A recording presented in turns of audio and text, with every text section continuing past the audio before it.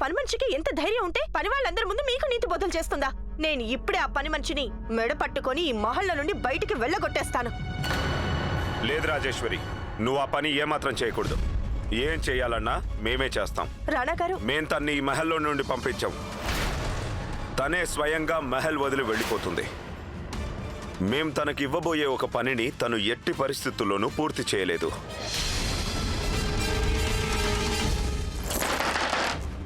లోపలికి రావచ్చా రాజా సాబ్? రండి రండి, లోపలికి రండి.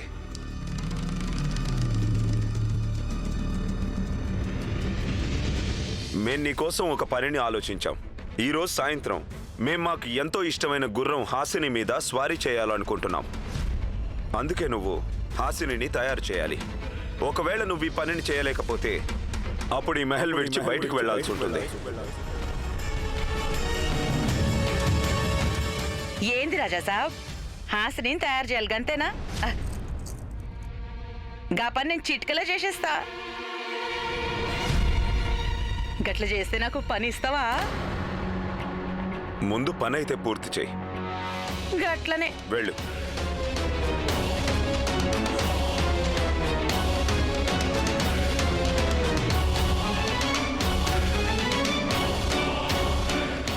రాణా గారు, మీరు తనకి ఇంత చిన్న పని ఎందుకు ఇచ్చారు? ఒక గుర్రానికి స్నానం పోసి తయారు చేయడం కూడా అంత కష్టమైన పని అనుకుంటున్నారా? అది నీకు త్వరలోనే తెలుస్తుంది రాజేశ్వరి. ఈ పని వినడానికి ఎంతో తేలిగ్గా అనిపిస్తుంది, కానీ చేయటం చాలా కష్టం.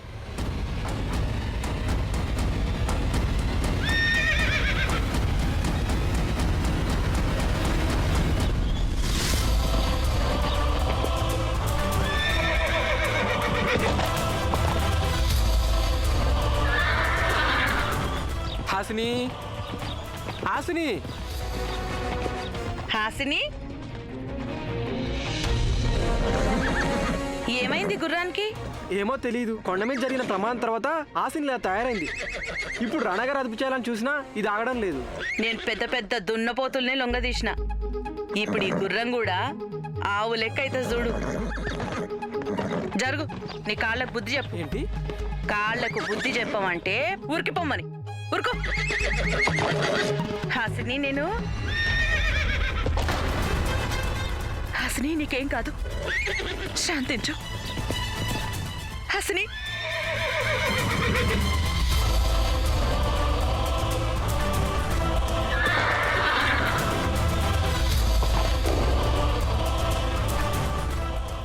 హాసిని, హాసిని ఒక్కసారి ఎగిరితంతేనా అప్పుడు ఈ దేశ దిమ్మరి నుండి మనకి శాశ్వతంగా విముక్తి కలుగుతుంది. అయ్యో, కానీ ఇంతకీ ఎప్పుడు తంతుందా గుర్రం? ఇంతకాలం ఇక్కడే ఉన్నాం, కానీ మేము ఒక్కరి ఎముకలు విరగడం కూడా చూడలేదు. తన్ను హాసిని, ఎగిరి ఒక్కటి తన్ను. హాసిని, మరేం పర్వాలేదు హాసిని. హాసిని, హాసిని,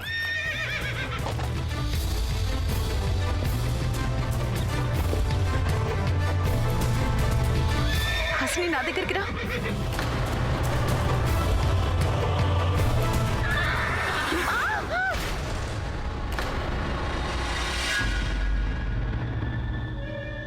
హాసిని ఆ నీళ్ల చెంబునైతే తన్నేసింది.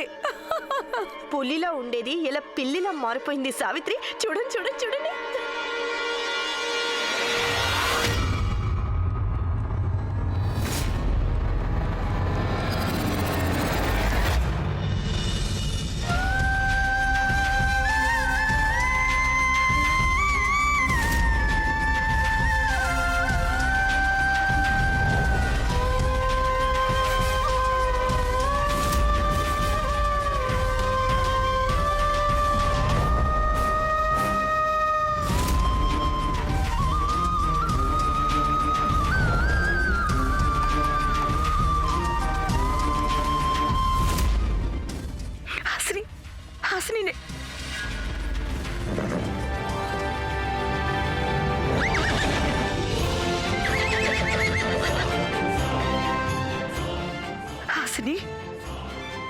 నేను గాయత్రిని.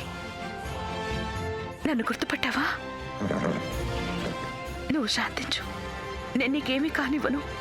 నేను తిరిగి వచ్చేసాను.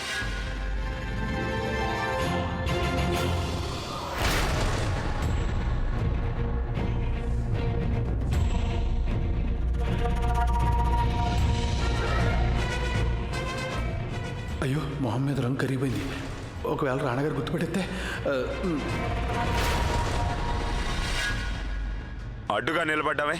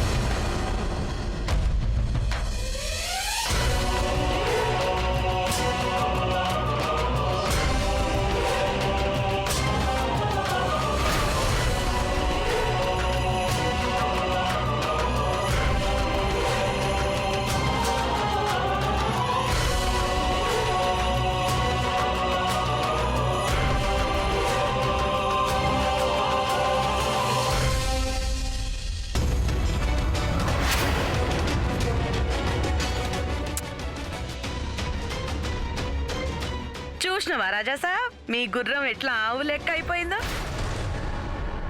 ఇప్పుడు చేయి స్వారీ. మాకిప్పుడు గుర్రపు స్వారీ చేయాలనిపించడం లేదు. వెళ్ళు, నీ మొహం కడుక్కో.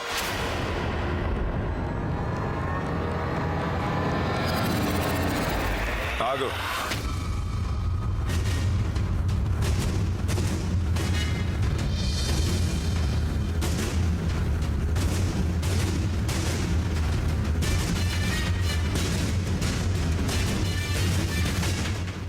ఇంతకీ ఇది ఎలా చేయగలిగావు? ప్రేమతోని.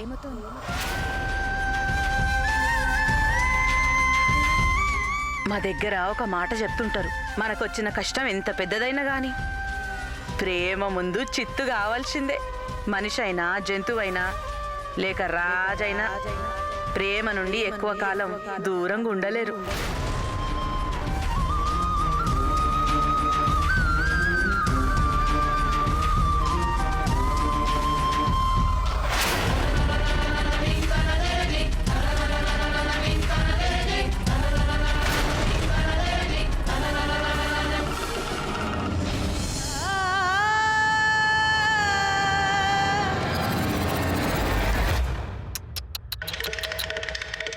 పల్లెటూరి పిల్లలో ఏదో మహత్యం ఉంది. మన ఆశలన్నిటినీ నాశనం చేసింది. అంటే ఇంతకీ మా ఉద్దేశం ఏంటంటే బూడిదలో కలిపేసింది అని. రాణా గారికి హితబోధ చేసింది. అలాగే ఈ మదించిన గుర్రాన్ని 2 నిమిషాల్లో లొంగ తీసుకుంది. తను ఇక్కడే పాతుకుపోతుందనిపిస్తోంది.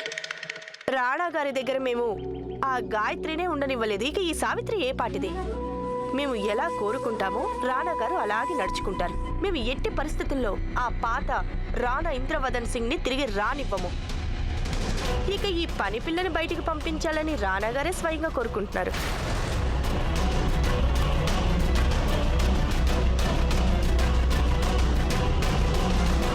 ఇప్పటికి కూడా నువ్వు నా ప్రేమకున్న బలాన్ని గ్రహించలేకపోతున్నావు రాజేశ్వరి. నా ప్రేమ చావునే గెలిచింది. దాని ముందు నువ్వెంత? ఆ చావు చెర నుంచి నేను కేవలం నా ప్రేమ కోసమే తిరిగొచ్చాను. కానీ ప్రేమ కన్నా ముందు ద్వేషం యొక్క బాకీ తీర్చుకోవాల్సి ఉంటుంది.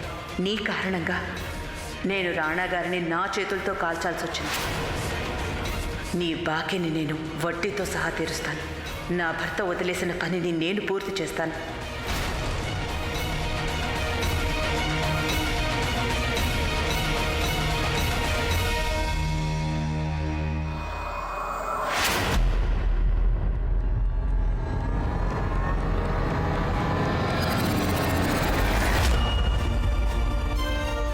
మా దగ్గర ఒక మాట అంటుంటారు, మనిషికొచ్చిన కష్టం ఎంత పెద్దదైనా కానీ ప్రేమ ముందు చిత్తు కావాల్సిందే.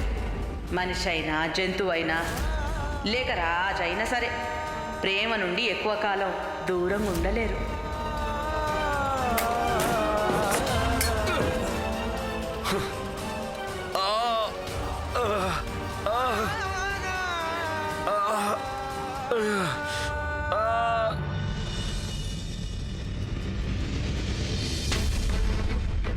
రాణిగారు రాణిగారు ఏంటి మీరు చేస్తున్న పని? మీ ఒంట్లో అసలు బలమే లేదు, అది మీకు తెలుసు కదా. ఆ వైద్యులు ఏమన్నారు? మిమ్మల్ని లేవద్దన్నారు, కానీ మీరేమి ఇక్కడ ఆ పిచ్చిగొర్రాన్ని లొంగ తీసుకుంటున్నారు. లక్ష్మణ్, రాణాగారి మనసులోకి తిరిగి ప్రవేశించడానికి నేను ఎంతటి సుడిగుండాన్నైనా లొంగ తీసుకుంటాను. ఇది కేవలం ఒక వెర్రి గుర్రం అంతే. మరి ఈ బాధ రాణాగారిని కోల్పోయానన్న బాధ ముందు ఈ బాధ ఏ పాటిది లక్ష్మణ్?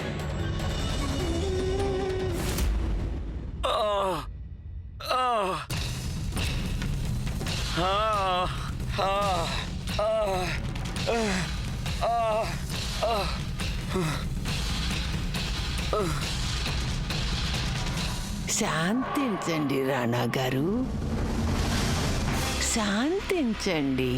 ఎందుకో తెలీదు, ఆ పని పిల్లని భరించడం మా వల్ల కావడం లేదు. తనేం చేసినా ఏం చెప్పినా మనసును కలవర పెట్టేస్తోంది.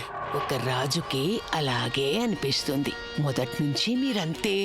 మిమ్మల్ని ఎదిరించి ఎవరైనా మాట్లాడితే మీరేమాత్రం తట్టుకోలేరు. అలాగే ఉండాలి కూడా. తెలుసా, మీ మొదటి భార్య గాయత్రి మీకు వ్యతిరేకంగా మాట్లాడేది. మీరిచ్చిన తీర్పుకి విరుద్ధంగా ఒక ఖైదీని జైలు నుండి తప్పించింది. గుర్తుందా మీకు? గాయత్రి మిమ్మల్ని పిస్టల్తో చంపాలని ప్రయత్నించింది. మీ ద్వేషం సమంజసమే. మీరు ఎప్పటి నుంచో తనని ద్వేషించేవారు ఇక ఎప్పటికే గాయత్రిని ద్వేషిస్తూనే ఉంటారు. రాణాగారు ఎప్పటికీ నన్ను ద్వేషించలేరు, కానీ ఆయన మంచితనం మీద రాజేశ్వరి విష ప్రభావం ఉంది. ఆయన మంచితనాన్ని, ఆ పాత రాణాగారిని నేను తిరిగి తీసుకురావాలి. రాణిగారు, మీ ఆలోచన మంచిదే, కానీ ఇదంతా మీరు ఎలా చేస్తారు? చూడండి, మొహానికి రంగు వేసుకుని మహల్లోకి రావటం చాలా తేలికైన పని, కానీ మనసుల్ని గెలవటం చాలా కష్టం. ఎంత కష్టమైనా సులభం కాగలదు, కానీ అందుకు ఒక్కసారి రాజమాత దొరికితే చాలు. రాజమాత సహాయంతో రాజేశ్వరికి సాయం చేసే వాళ్ళని కనిపెడతాను. ఇక రాజేశ్వరికి సాయం చేసేది ఎవరన్న విషయం నాకు తెలిసిపోతే అప్పుడు వెళ్ళి నేను రాణాగారితో మొత్తం నిజం చెప్పేస్తాను. ఆయనకు చెప్తాను అసలు ఆ రోజు ఆ కొండ మీద ఏం జరిగిందో. రాణిగారు, అదంతా సరే, కానీ మీకు తెలుసు కదా, ఈ మహల్లో రాజమాత పేరు పలకడానికి కూడా జనం భయపడుతుంటారు. ఎలా సాధ్యం చెప్పండి? అదే అర్థం కావట్లేదు లక్ష్మణ్.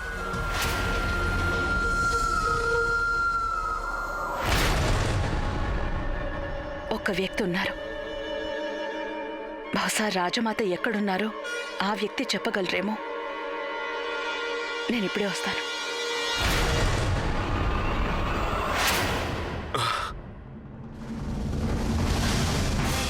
పెద్దరాణి అమ్మ, మీరు రాగానే మా బాధ ఇట్టే తొలగిపోతుంది. ఇలాంటి చిన్న చిన్న విషయాల్ని మీరు మీ భార్య రాణి రాజేశ్వరికి విడిచిపెట్టండి. తనకి మీరంటే ఎంత ప్రేమో. ఇక పని వాళ్ళ విషయం అంటారా? వాళ్ళు కాళ్ళకి చెప్పుల్లాంటి వాళ్ళు. మనసుకి నచ్చితే వేసుకుంటాం, సౌకర్యంగా లేకపోతే వాటిని విడిచి పారేస్తాం. మీరు చెప్పింది నిజమే పెద్దరాణి అమ్మ, మేము ఇప్పుడే వస్తాం.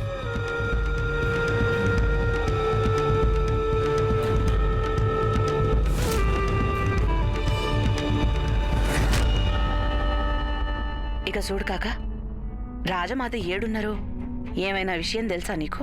నువ్వు ఏం మాట్లాడుతున్నావో నాకు అసలు ఏమీ అర్థం కావడం లేదు. అరే వా కాక, మొన్న నేను అడుగుతుంటే గప్పుడే రాజసాహెబ్ వచ్చిండ్రు.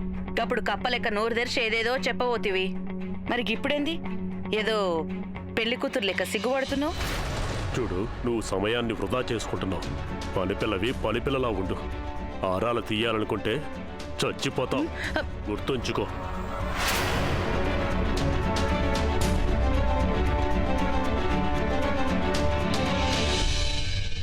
ఏదైనా తెలిసిందా? మరి ఇప్పుడు ఏం చేద్దాం? రాజమాతని కనిపెట్టడానికి ఏదో ఒక మార్గం ఉండే ఉంటుంది. చూడండి, నాకు మార్గం తెలుసు. రాకుమారి స్వర్ణలేఖ. వద్దు లక్ష్మణ్, ఈ క్షణం నేనెవరన్న విషయం ఈ మహల్లో ఎవరికీ చెప్పలేను. స్వర్ణకు కూడా వద్దు. పోనీ మీకు ఈ మహల్లో ఎవరి మీద అనుమానం ఉందా? మేమిక్కడికి మీతో చేతులు కలిపేందుకు వచ్చాం. తను మీరెక్కడికి వెళ్ళకూడదని చెప్పింది, అందుకే మీరెక్కడికి వెళ్ళకూడదు. రాజమాతకి ఖచ్చితంగా ఇందులో ఏదో తిరకాసుందనిపిస్తోంది. రాజమాత నుండి ఒక విషయం నేర్చుకున్నాను. ఈ మహల్లో ఎడమ చేతిని కూడా కుడి చెయ్యి అనుమానించాల్సి ఉంటుందని. నాకు అసలు నిజం ఏంటో తెలిసే వరకు నాకు అందరి మీద అనుమానమే. ఏ విషయంలో అనుమానం?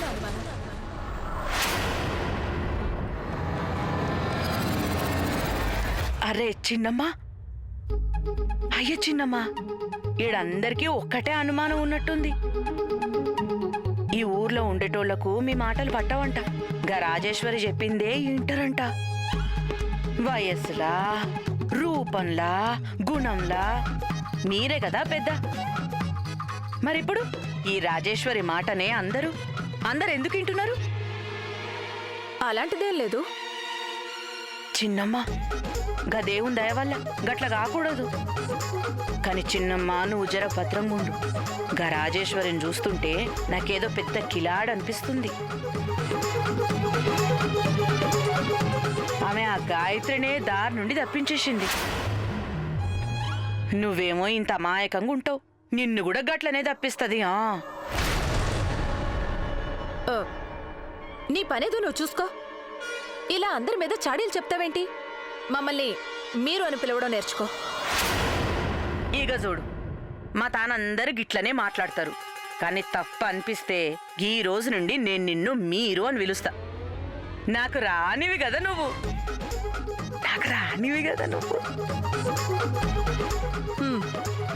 సరే.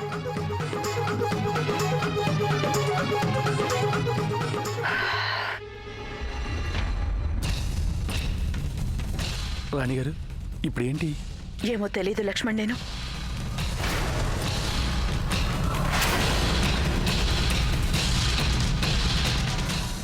భోజనం ఇంతవరకు నేను ఎందుకు ఆలోచించలేదు? రాజమాతని ఎక్కడుంచితే ఏంటి, అక్కడ ఆవిడకి భోజనం అయితే పంపిస్తారు కదా. నేనిక కేవలం ఆ భోజనం ఎక్కడికి పంపిస్తున్నారో తెలుసుకోవాలి. నేను వెళ్తాను.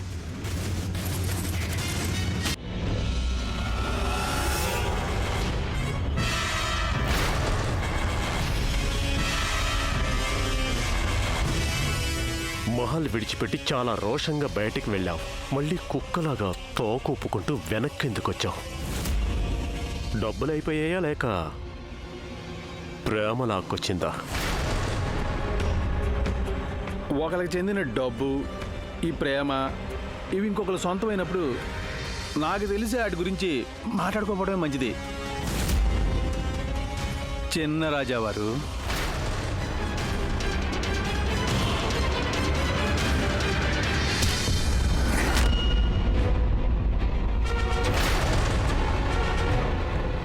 ఏం జరుగుతోంది ఇక్కడ?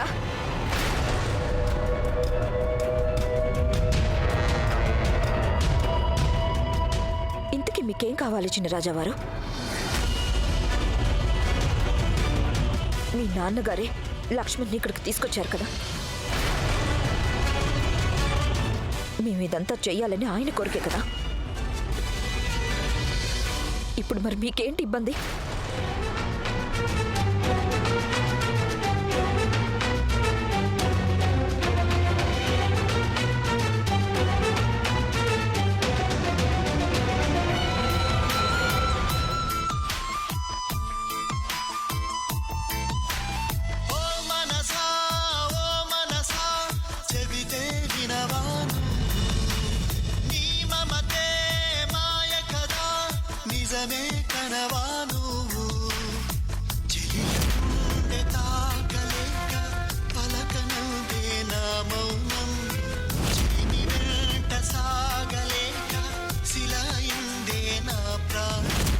గతమే మరిచి బ్రతకాలే మనసా.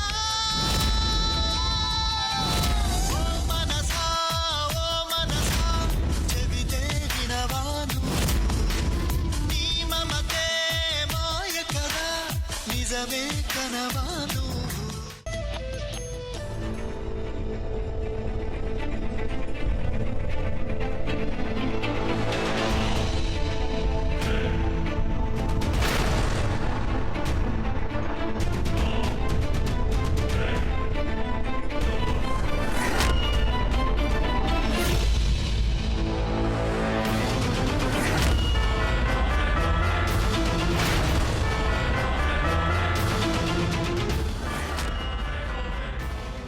ఈ భోజనం రాజమాత కోసమే అయి ఉంటుంది.